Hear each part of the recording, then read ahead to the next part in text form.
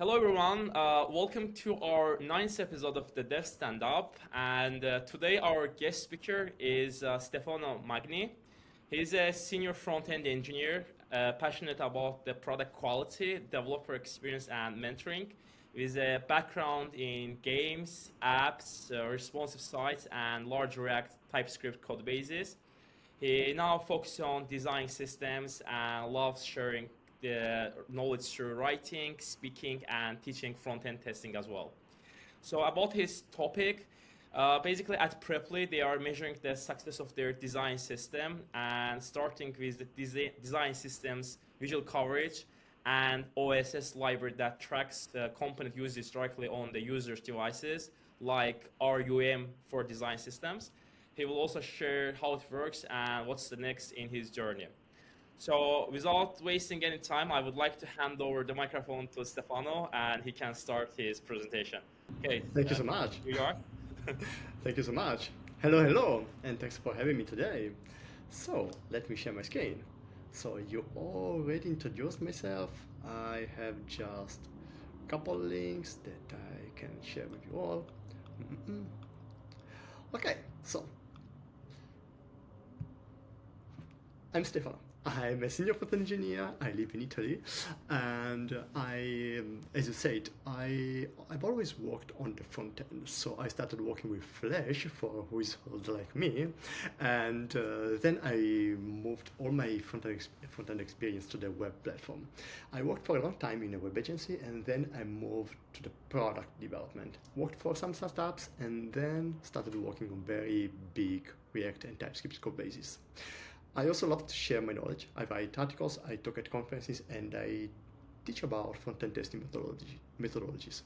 Right now, I'm working at Preply, a company that I really love. I'm part of an amazing team, which is the design system team of Preply. So, let's start with today's topic. So, first of all, very brief introduction about how Preply works, because this context is important to understand how we work and why we did what we did. First of all, Preply drives how we work with a great culture and drives what we do to product goals, company goals, and when it comes to split the company goals and the product goals to each team, in the end, each team must come up with some metrics to measure what they do, essentially. The leadership discuss and approve these metrics. So in the end, every single team have some metrics. Of course, when it comes to the product, some of the easiest metrics to understand are conversions from A to B, or spending, or revenues, etc., etc., etc. These are common product metrics. And in the end, Preply is really, really, really data-driven. So, when a product team has metrics, then they can commit to quarterly goals by using OKRs based on the metrics.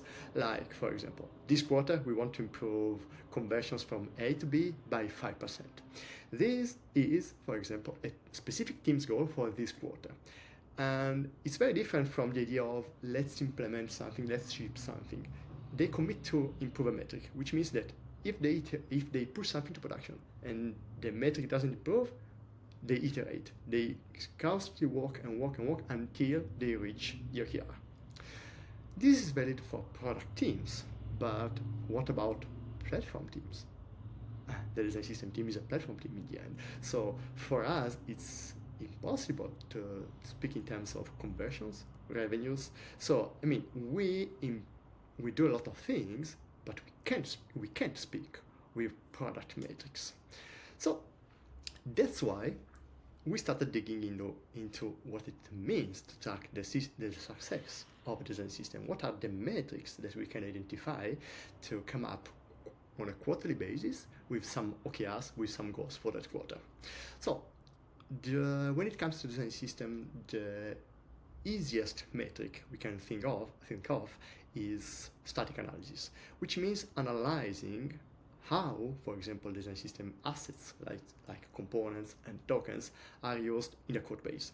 Like, again, how many times the design system components are used, Or for example, if we have outdated components, how many times the outdated components are used. Or for example, by analyzing the new code with Git, how can we be sure that the old components aren't used for new code? These are kind of static analysis metrics that we can use. That they are nice. I mean, as a design system team, we really need this kind of static analysis metrics. They are super important to us. They are also very actionable, let me be honest. But what do these metrics say to the leadership? Leadership are not technical. They are not technicians. They are not programmers. They are not designers. So they speak in terms of product metrics. So how can the design system speak in product metrics? How can the design system make the leadership aware of the design system value? And this can't be done with the static analysis. They don't understand code. They don't understand the concept of new code tokens. They don't care about that. So they care about, okay, what is the design system impact on what the users see? This is what we want to know. And with this goal in mind, we started working on the design system visual coverage. So the design system visual coverage, and we are about to enter the live demo and dashboard. The design system visual coverage is a way to track the usage of design system components from the user's perspective. What does it mean? In this screenshot, you can see that in a generic page, you can see that everything green is something that the user see that come from the design system. Everything red don't come from the design system. It's not rocket science, okay? Everyone can implement it in the end. But what we did, which makes our design system visual coverage so nice, is that we measure the impact from the user's perspective. Let me show you what do I mean. So, for example, this is the student homepage on Preply.com. This is my homepage. I'm a student on Preply.com, and this is my homepage. So, when I, as a user, use Preply.com, when you visit Preply.com, what we do is we measure how much the page is built with the system components on your devices, because potentially we can do that on the end-to-end tests, but let me just show you what do I mean, and then I can explain you more. So, for example, now I'm gonna run the coverage programmatically, and what I want to do is run and visualize. Not log, visualize. Okay, so this is the student homepage. And on the student homepage, I can tell you, let me zoom also the console, I can tell you that there are two different containers here. I'm going to explain what containers are, but we have 80% coverage and 86% coverage, which means that 86% of this page is built with the design system components. This is what the design system visual coverage does, measuring the impact from the user perspective. Again, when everyone visits Preply.com, we measure the coverage on your own device. So, what's magic behind this? Well, the interesting part is that we measure this. We use all the performance-based APIs the browsers offer, like idle callbacks, web workers, and some very advanced tricks that we learned from a former Google.com engineer that he shared with us how to write JavaScript that kinda works as fast as C++, kinda. And this is super important because, of course, we, design system team, we want to measure this on the user's devices, but we can't impact the UX. So it doesn't matter if you have a 10 years old, 100 euros smartphone. We measure the design system visual coverage on your device without impacting your UX.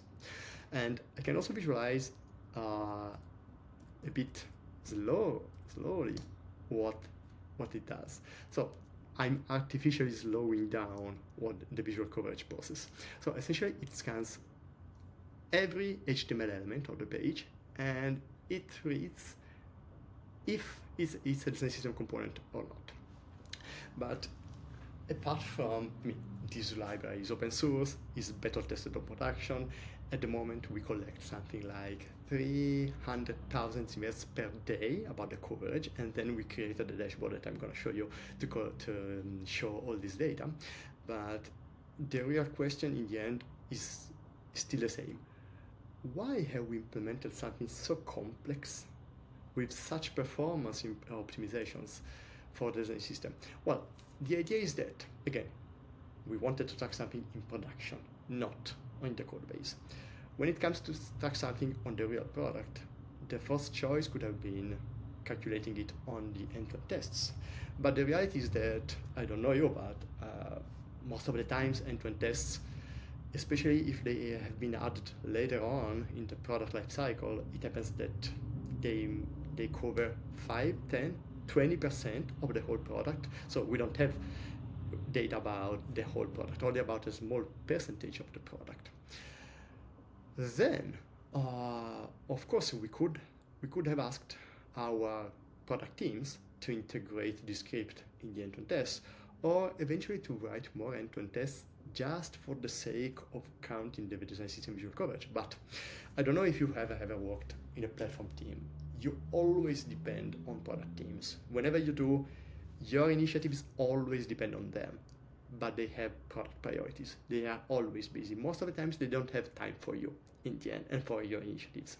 So the idea is that if we implement something fast enough that can be run on users' devices, on every user's device, without impacting the UX, essentially the design system team can skip the product teams, push something to production, starting collecting data, and this is what we did. We started collecting tons of data, then we can show everyone what is the impact, because this is the dashboard that we built.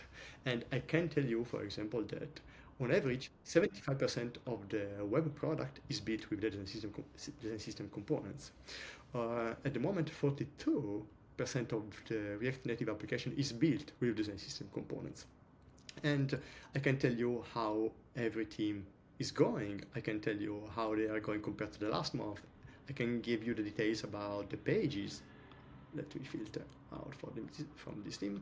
And I can give you the detail of each page, etc., etc., etc. The nice thing is that we collected all this data without depending on product teams. And then, with this data, we can go back to the product teams and asking, for example, some product teams why they use the design system so little, for example.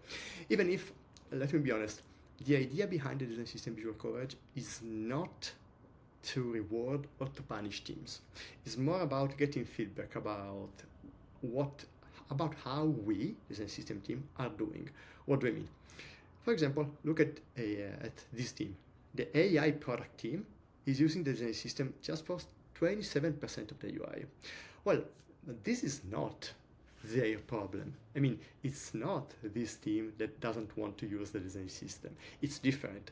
It means that maybe this team is innovating on the UI. They are creating something that was not part of what we stabilized with the design system. And the design system at the moment is not helping them very much. Which means that potentially, if AI is a priority for the company, and it is, this data tells us that we should help the AI team more with the design system. So again, the goal is not to have some sort of good or bad for teams. It's more about us. It's more about, okay, how can we help teams more? Because let me be honest, all the teams use the design system as much as possible. And so this is the design system visual coverage. It's something new that didn't exist because, by speaking with other companies, other teams, by speaking at conferences, I spoke with a lot of engineers and teams, etc. And they all say the same. They don't have a way to measure the impact of the design system from a product perspective, not from a code base perspective. this library is beta tested on production, is open source, and I can't mention the names, but I can tell you that there are many big companies that are playing with the design system visual coverage to understand if it works for them.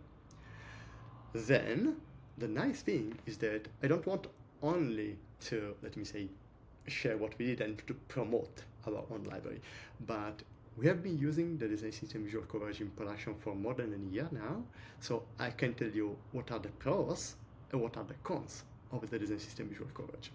So let me go back to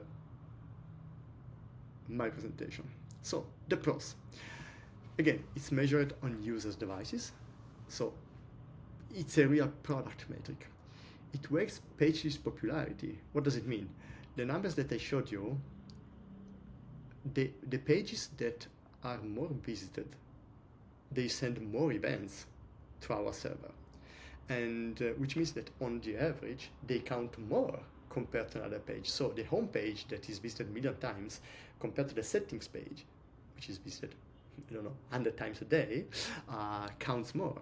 This could sound like something negative, but in reality it's positive because it gives us a number based on what the users see. Again, if 1 million users see the homepage and 100 users see the settings page, we should prioritize helping the homepage compared to the settings page, for example. It's pure JavaScript, so our product, of course, is based on React.js and our application on React Native, but the whole design system visual coverage library is 100% built with JavaScript. And it's open source, and we also have React Native example available in the repository. But now let me tell you some cons about it, because it's not perfect. It depends on the viewport sizes and user-generated contents. What does it mean? Do you remember that now the numbers are 80 and 86, right? Now let's change the viewport and let's calculate the same coverage again. Now it's 66 and 89. So the numbers changed. But why? Because we are counting the components perimeters, and the components perimeters depend on the viewport size and also on the user-generated contents. Because if we go to the chart, for example, if a new user has no chat with tutors, but I have many chats with tutors, when the content of the same page change and the coverage change, because the two pages are different, even if the URL is the same. It's not something negative per se, but it means that the visual coverage fluctuates. So for example, you can see here that it changes every day, because it really depends on which pages are visited more and which devices are used more, which screens are used more in the end. And also it measures the design system usage a bit too late in the software development life cycle. What do I mean? Imagine the normal software development life cycle. Product decides what to do. Designers design the new screen. Developers implement the new screen. The new screen goes to production. Here in production, we start counting the design system impact. So it's nice to have numbers in production, of course, but it gives us feedback a bit too late. Because, I mean, if something is already in production, it's nice, but it's something that they are numbers that we can use for the next feature we are going to implement. It would be nice to find out design system components and assets usage maybe before, at the engineering side, when on the implementation side, or even at the design side. It would be better, no? At least it's more actionable for us. So we are going to keep the visual coverage forever, but we as a team, we also need more stable data and more actionable data, and data that come a bit earlier in the software development life cycle. That's why, in the end, we are also circling back to the static analysis, because now that we have real user monitoring. So we have the visual coverage, we can track how the design system is used in production. Then, now, we also need static analysis. So we skipped static analysis at the beginning to have product metrics, but product metrics are cool, are useful, especially for the company, also for us, but especially for the company. Static analysis in the code base instead are more useful to us as a team because they are more actionable, they are more direct, they give us more direct feedback. Like, again, how many times the design system are used, or the lines of CSS implemented in the code base, etc., etc. For static analysis, there are a lot of solutions because, for example, there is Omelette. Omelette is a product that does exactly this. It scans the code base and gives you insights about the design system usage. But there is also one article that Philip wrote about what they did to do the same. So in the end, they achieved the same things that Omelette gives you by implementing something custom. Also, you can also, let me be honest, now you can vibe code it. So for example, our product manager vibe coded a very soft Omelette. So it doesn't have the full features that Omelette has, but Omelette, for big code bases, Omelette is not convenient from a pricing perspective. So in the end, you can do whatever you want, but static analysis is quite implementable. And there is also next step, because now we are implementing our static analysis. But what about finding out what happens in Figma even before the implementation? Because if we analyze what happens in Figma, we can act on one of our goals could be next quarter, we want designers to use 20% more design system components in Figma.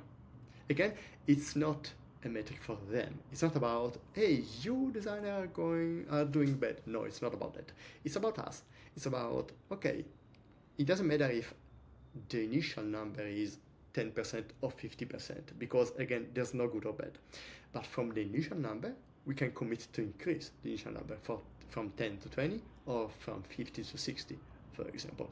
So we have, let me be honest, tracking this kind of metrics in Figma is a bit harder because of how Figma APIs work, but it's not impossible. It's, in my opinion, you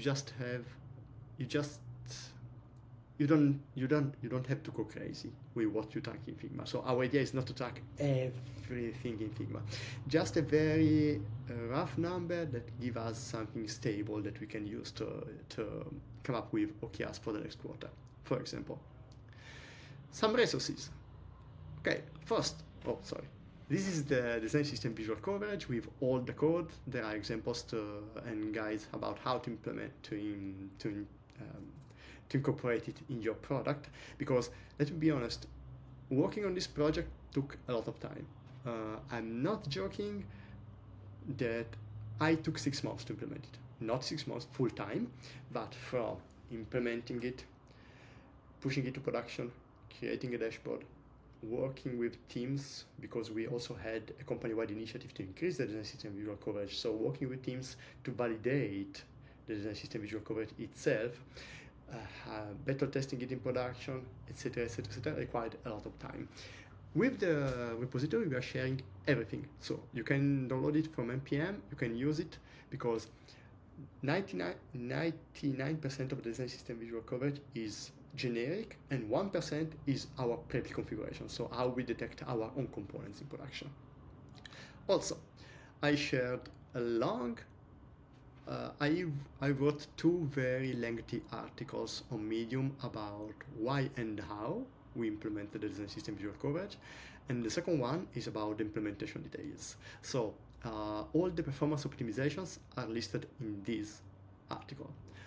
Then I shared the link to a Figma community file.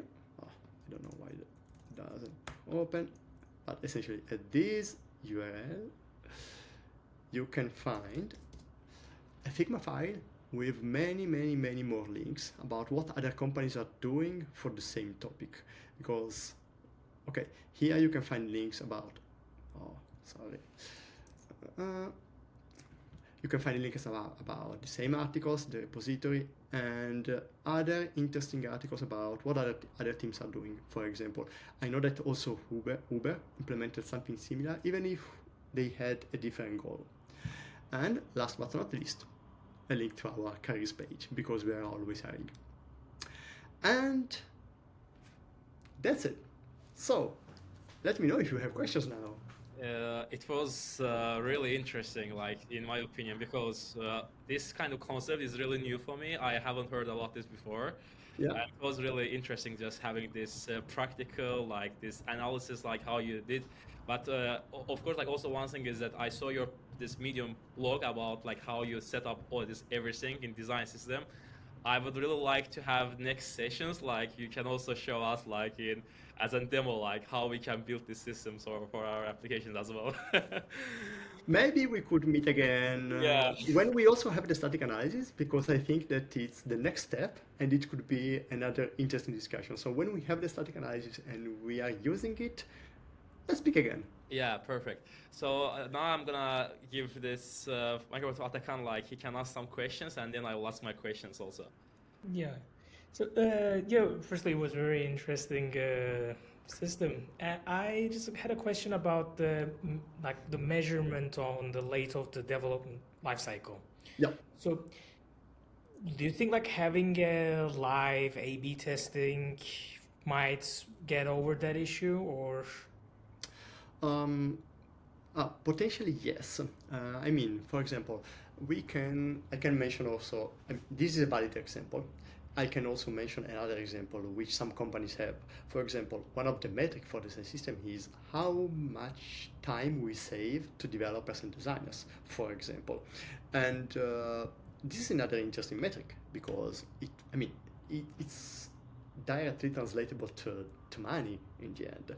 The issue is that you need you need a lot of structure and processes to build them. So for example, if we want to have an A/B test to track the design system impact, it means that potentially we should implement 2 times the same page, one without the design system and one with the design system, and it takes a lot of time. I mean, not years, but imagine if a team works for 1 week or 2 weeks on this project. When it comes to measure the hours saved per developers and designers, potentially we can close every new front-end engineer in the same room, asking them to implement something without the design system and then with the design system, and we can compare them. It's another very precise number, but I mean, if you have the resources to do that, do it, of course.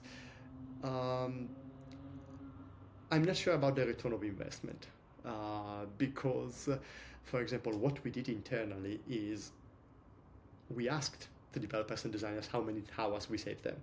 Of course, it's not a precise measurement, let me be honest, but what are these metrics used for? Because sometimes they are used for teams OKRs, sometimes they are used to measure the design system value in a company. So for example, if we can measure the hours saved per users, we can measure the money saved for the company. But if the company is really interested on this number, you don't need to be so much precise, because when the leadership want to have dollars for initiatives, what they want to have is they want a number now, immediately. And what they want is not a precise number, is a scale. So for example, is the design system you saving, I don't know, 1 million or 10 millions per year? If I say 1 million and the reality is 500k or 2 millions, the importance is not so, this detail is not so important. But 1 million compared to 10 millions or 100 millions, in this case, it's important. That's why, at least in Preppy, we didn't want to invest on this kind of precise measurement because we could apply the Pareto principle and get something variable, let me say, in no time and also no efforts. But I don't know if maybe I went for a tangent. Yeah, no, I don't know an answer. Thank you. Do you have other questions? Yes, I have a couple of questions also. So like one thing, like I just want to understand that, like you mentioned that you are trying to measure this basically website like that, I mean UX site before like it goes to production, right? Yeah. Let's say if there is like specific change, let's say I don't know some rebranding the logo, or I don't know some kind of button changes, like how you are making sure that like this design system works even though like, I mean, user can see that, no? I didn't fully get it. Like, for example, like let's say if you are trying to measure, like say, rebranded logo, right? Yep. It's a kind of UI kind of component that user can see Oh, that. yes, Yeah. yes. So like how you are measuring this kind of things, even though like it's in the production, right? Like there is no way of changing it. Are you just showing that for specific of users, like to measure on their devices, or like what kind of? Let me say that in the end, we rely on the big numbers. I don't know the specific details of how many users we have per day. I don't remember it, but keep in mind that at the moment our 300,000 or 400,000 events per day happens by measuring the design system impact every 10 minutes. So every 10 minutes on all the connected users, we measure the impact. So if, I mean, with this scale is so, we have so many events that the average that we have on these big numbers in the end says everything. So we could miss details, of course. We could potentially completely miss a model or a page if it's not visited in that specific time frame. But in the end, on the big numbers that we have, on the big scale, who cares? So in the end, we know that it's reliable enough, even if it's not super precise, let me say. And if it comes, for example, to change a logo, if they change, if they are using the design system logo, and the design system updates the logo, nothing changes from a design system visual coverage perspective. If they change from an old non-design system logo to the new design system logo, maybe that page, based on the page size, etc., their coverage could increase, I don't know, by 2% if the page is very short, or if the page is big, maybe it increases by 0.5%. So the same component in every single page have a different impact because it's related to the whole to the 100% of the HTML elements in the page. But in the end, the visual coverage works, and this is another downside of the visual coverage, because it works if you have tons of data. Because if you have we are a B2C product in the end, but if you are a B2B product and I don't know, you have 1,000 users per day instead of 100 millions, well, maybe you don't have the same high volume of events that makes the design system visual coverage average meaningful in general. So this is another downside. We can do that because we have millions of users. And on big numbers, this is how we track small changes. Yeah, thanks a lot. And also, I saw that like you show your at prep, like a lot of teams like right now are using this design system, right? Yeah. So like, what was the kind of main friction points or like challenges kind of brought all these teams together like under same design system pattern? Well, luckily, 2 years ago, we rebranded the whole product, the entire product.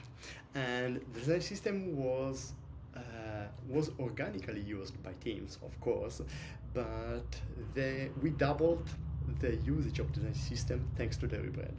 Because when the rebrand was about to start, essentially, it was July, the rebrand was starting, but we didn't have any kind of visuals of the rebrand. But we knew that by October, the new product needed to be out in production.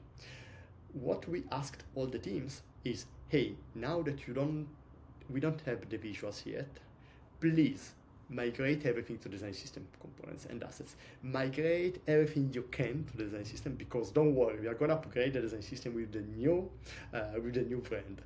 And we went from something like we doubled the usage of the design system. So the rebrand gave a big boost to the design system usage.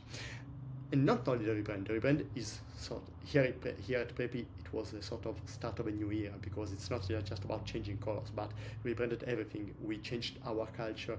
We now want to become a memorable brand like Airbnb is.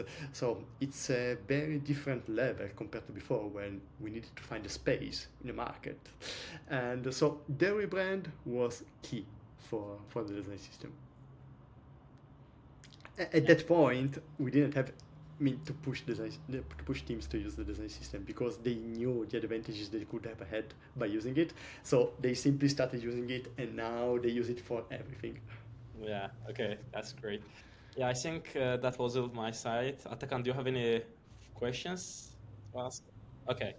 So yeah, thanks a lot, Stefano, for really great insights. I truly enjoyed this.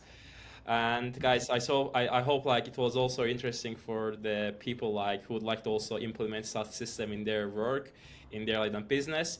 So that was it in a dev stand up. So I hope it was beneficial for everyone. And if you have any topic, if you would like to be our guest speaker, I would like to invite you to basically fill out a form in our description below under the video, and basically you can be our next guest speaker. So thanks a lot. It was great meeting, and have a nice day. Bye bye. Thanks for having me. Bye.